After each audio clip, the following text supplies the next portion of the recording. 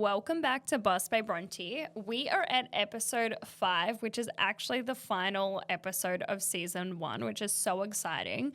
Since launching, I've been getting such great feedback on all the episodes, so thank you so much for that. And I realized over the weekend as well that I haven't really talked about why I picked the podcast name. So obviously Boss is aligned with my brand already because of Socials Boss, but the reason I've spelt it that way is because Bo is actually my middle name. My partner also mentioned the other day that the dash in the title is for Dash Academy 2, which I actually hadn't considered, but it does make it that little bit more aligned. I probably could have mentioned that in episode 1, but here we are in episode 5, at least you know now. Let's jump into today's episode, which is charging more than $500 as a social media manager. And I picked this as the final episode because it is one of the main things that I get social managers coming to me for, is learning how to increase pricing and actually charge properly. So when it comes to undercharging, the $500 is actually not the issue, because if you're only doing $500 worth of work for a client and they're paying you $500, that is completely fine. So if your packages reflect that, that is completely okay to continue with them. I think as a social media manager, there's very minimal that you can do if you're charging properly that you could achieve with $500. But hey, if the package reflects that, that is fine. But where the issue comes in is a lot of people are doing way too much work for $500 or for the small amount that they are charging their clients. There are a few things that are kind of the common culprits for this happening. So the first one is adding too much to the packages. So where you're like, oh, I'll do this for $500, but then you kind of get scared that they're not going to say yes, or you really want them as a client, or they ask for something extra and you just slot it into the package. And all of a sudden the package is actually double the size, but you're still going to charge the same amount that you originally had. The second one is scope creep. So really a similar concept, but it's less obvious. It's one of those packages where you will have a set amount that you're doing for a client, but then each month they'll be like, oh, can you change this? Can you add this? Can you actually design this for me? Can you do the highlights? So we're running a campaign. Can you put together some assets? Whatever those little bits and pieces are. And then all of a sudden, what you're doing for them in terms of the hours that you're dedicating to their accounts is, again, double, but you're still only charging the same amount that you started with. Thirdly, there's charging hourly. So with all of my students, I definitely take them through charging as packages. And the reason for that is because when you charge hourly, it doesn't allow you to charge for all of the extra elements that go into managing a client's account and what it actually takes to run a business. You've got to recognize that you are actually allowed to profit from your business. That is what having a business setup is. And lastly is undercharging.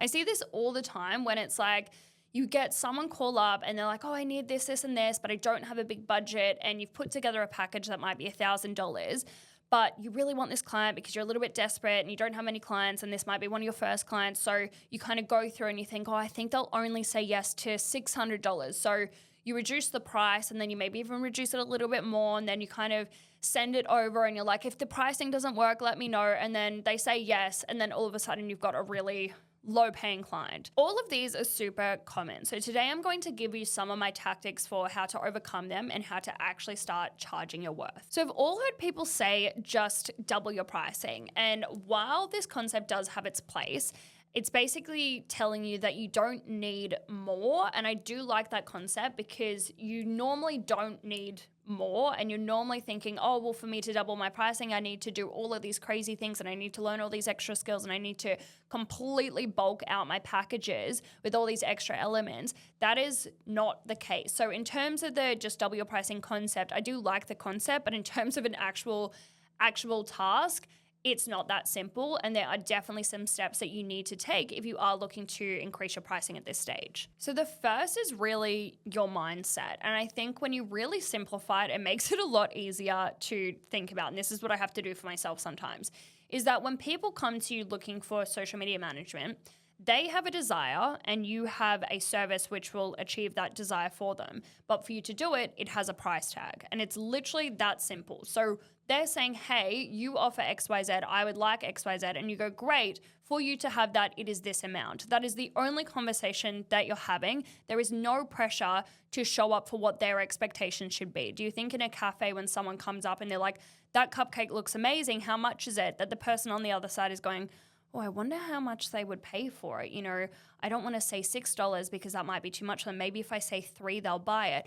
They're not concerned with them buying it, they're giving them the price of what that is worth and then letting the other person make the decision on whether they see that investment as worthwhile. And that is all you need to approach it as in business. When you are confident in your offerings and you're confident in your packages that the value is there and that you can deliver on the promises that you're making your clients, you don't need to play with pricing because you have strategically come up with that pricing because it achieves that outcome. I think it's easy when you're early days as well to think if you put out a price and your client or your potential client can't afford that, or they want it cheaper, or they can only afford a certain amount, that by sticking true to your pricing that you're doing something wrong by them.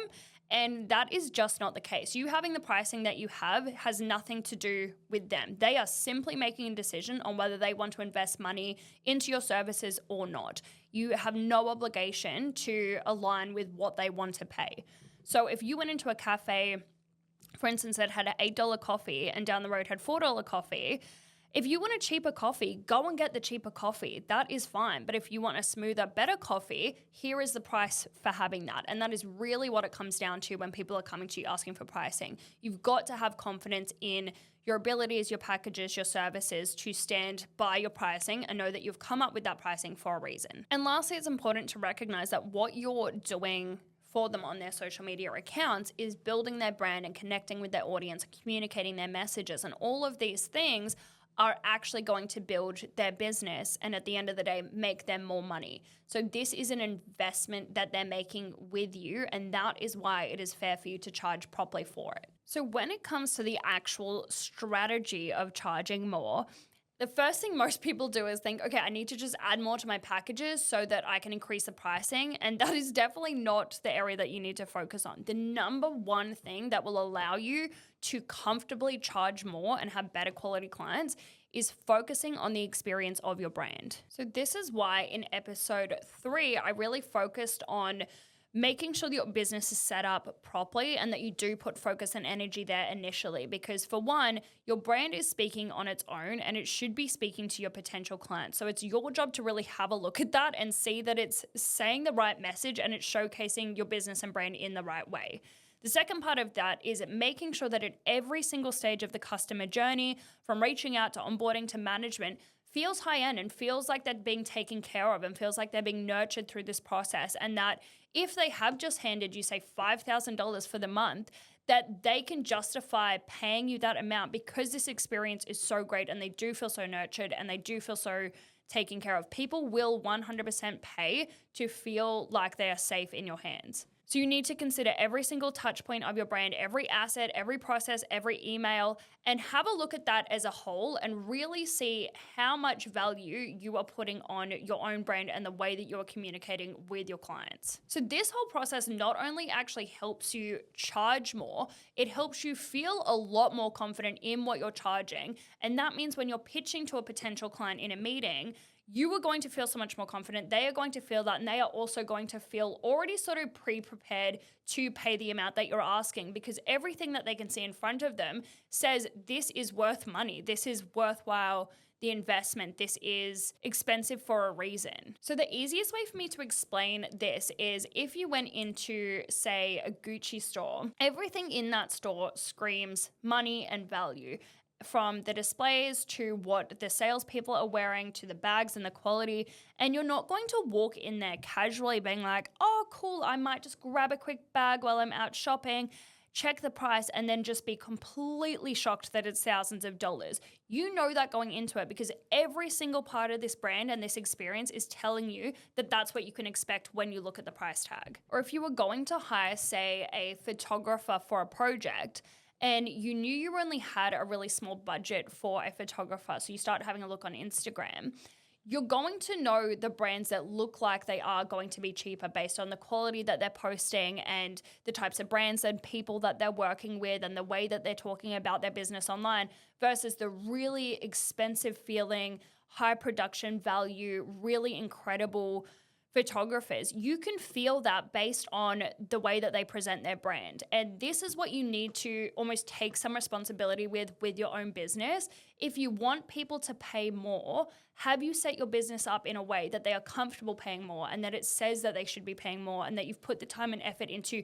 making it a more valuable experience and offering that you are giving them? And lastly is the math of your packages, because you can figure out what you want to put into your packages and what is actually going to help your clients achieve their goals. But then you actually have to apply a price to that is going to align with your goals and make sure that you are getting paid properly for the hours that you're dedicating to someone else's business. So if you're starting out, I recommend using $100 per hour sort of base level to guide you. And then once you've got pricing based on that, you can then play with it, whether you're increasing it slightly or decreasing it slightly. And the only reason that you would increase or decrease is based on value to the client. Normally, if I'm going to decrease a package, it's only because they are doing multiple services with me. So when I look at it overall, I can still hit that $100 an hour of what I'm dedicating to their brand. So the way this would work is, if I had a package, for instance, so I've got a monthly package that I'm doing for a client, first thing I would do is sit down and figure out exactly how long it takes for me to deliver that package. And that's going to include any reporting that I'm doing. That's going to include any meetings that I have with them. And then, of course, any editing, research, caption writing, all the things that go into this package. I'm going to put times next to it and then figure out overall how long I dedicate to this brand. So let's say for a client, it's 12 hours a month approximately, so maybe 3 hours a week. Then I can figure out that that package should roughly sit about $1,200 a month. If the $100 an hour sounds scary, because I've definitely had a lot of beginners be like, $100 an hour is insane. You've got to remember as well, you are a business. This is not an hourly rate that is just going into your pocket. You have business expenses, and each individual client will also have expenses that you've got to allocate for. So things like your subscriptions, your reporting system. You as a business will have things like your project management system and your accounting system that you've got to take into account, as well as things like paying your own tax and your own supers. So it is actually a fair base level to start. One thing that I find when I go through this is a lot of current social media managers who are charging their clients and they know they're undercharging. This process also helps them see just how much they are undercharging, and especially also keep an eye on things like scope creep that we talked about at the start. If they're like, looking at the package that they're delivering and it should be about $1,000 and they're charging their client $1,000, so that looks good, but then they realize outside of that package they're also actually doing 5 or 6 additional hours for that client a month just based on little random things that the client asks them to do, they are essentially missing out on $500 or $600 that should be getting billed, because every single thing that you do for businesses is benefiting them. So all of this is why having really clear packages, really strategic prices, and really tight contracts is actually crucial and is one of the first things that I go through in Socials Boss. The reason I say contracts as well is because you want to make it really, really clear what you're delivering on, what the scope of that is, and what lies outside of that. And if they do want additional services, what you're charging for those extra services. And it actually saves a lot of awkward conversations if you already have this pre-planned out with the client and they have signed to agree with it when you've onboarded them. So these are the starting areas for increasing your pricing.